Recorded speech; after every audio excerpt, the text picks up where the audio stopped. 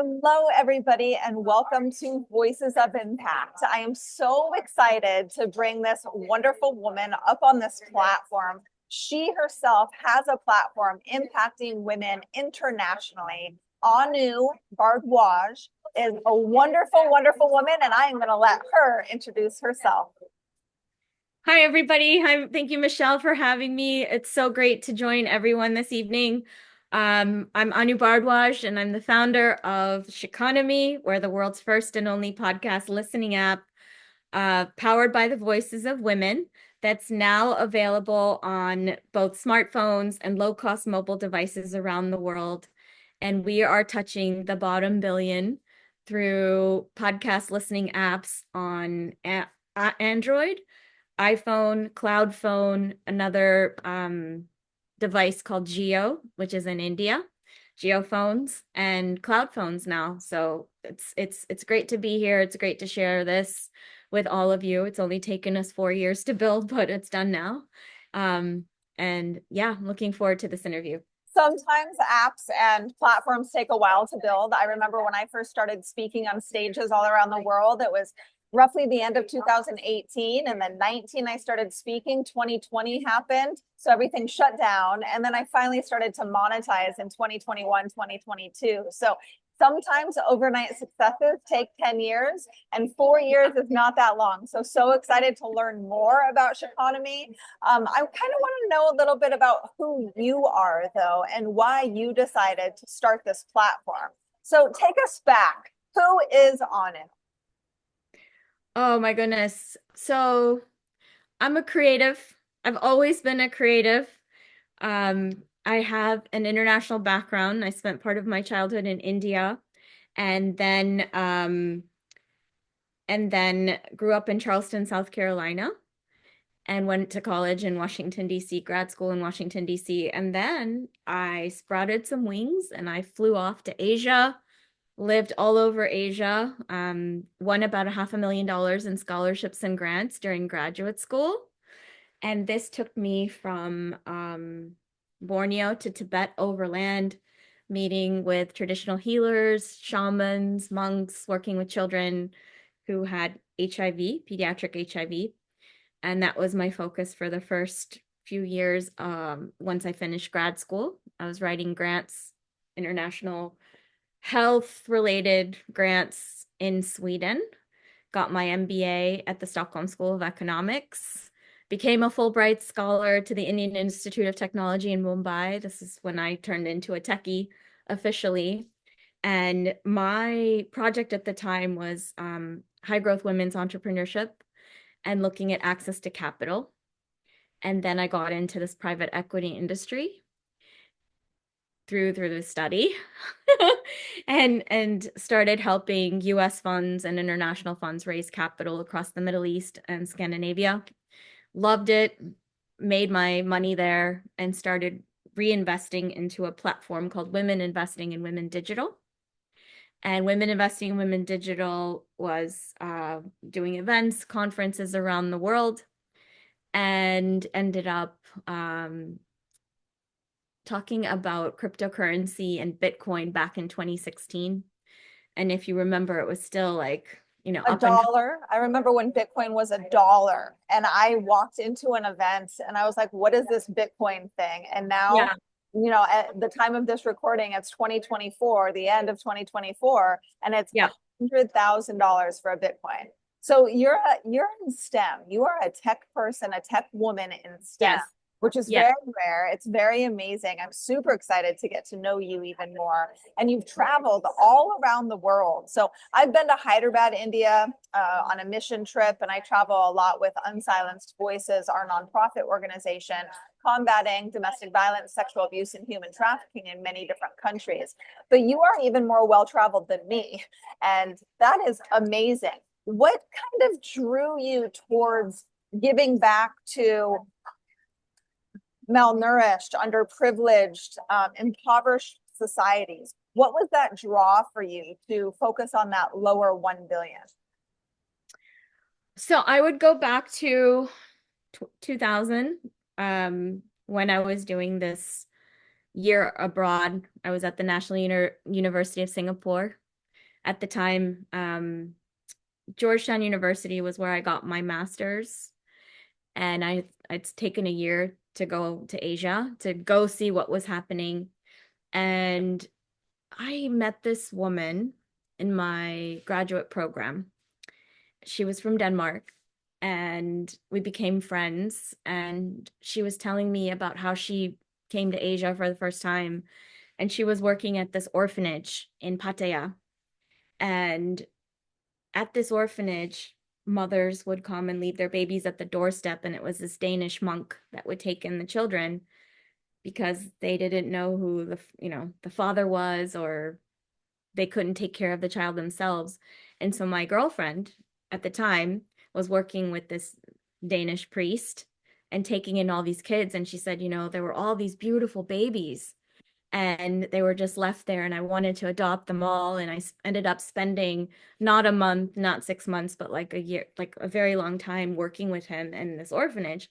And I thought, wow, what a beautiful project. And how eye-opening, and I would love to see something like this because at the time when I was in Asia, I had won a grant from the Rotary Foundation, and this was linked to, I think he was sponsored by them or whatever it was, and so I wanted to go with her to Thailand for the first time.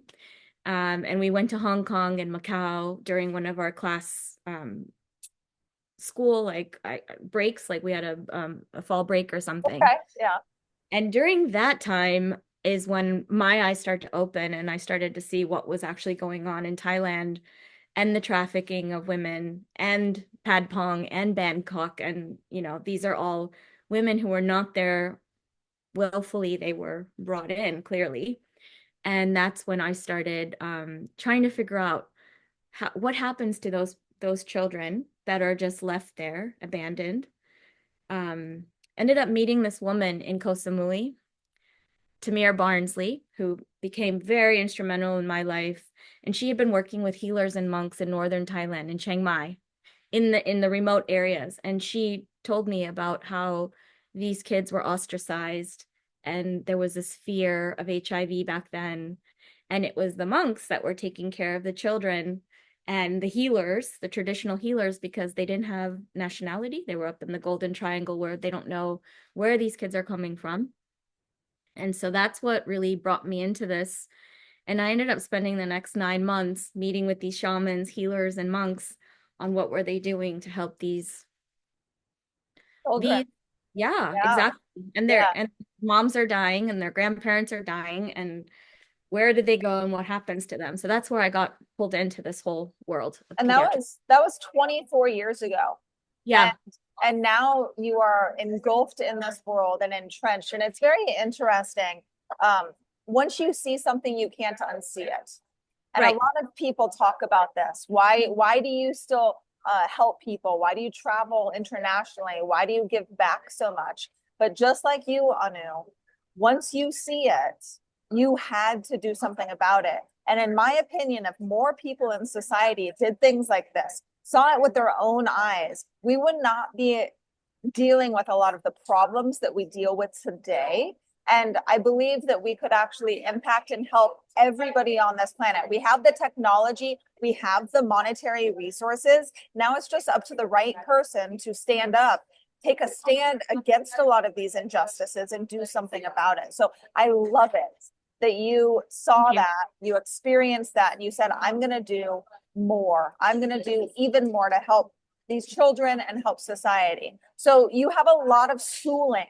What made you switch from more of the philanthropic social welfare of kids and young women to now being this entrepreneur in STEM and tech, hosting this platform?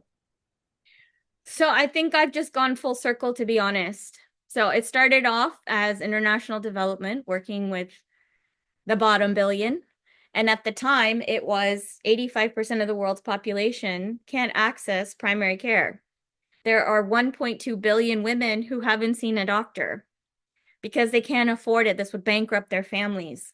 This is the reality in the rest of the world. And even in our own country here in the United States, There's so many women that can't afford, like you, if you don't have health insurance, what are you going to do? Where are you going to go? How are you going to get the help? Right.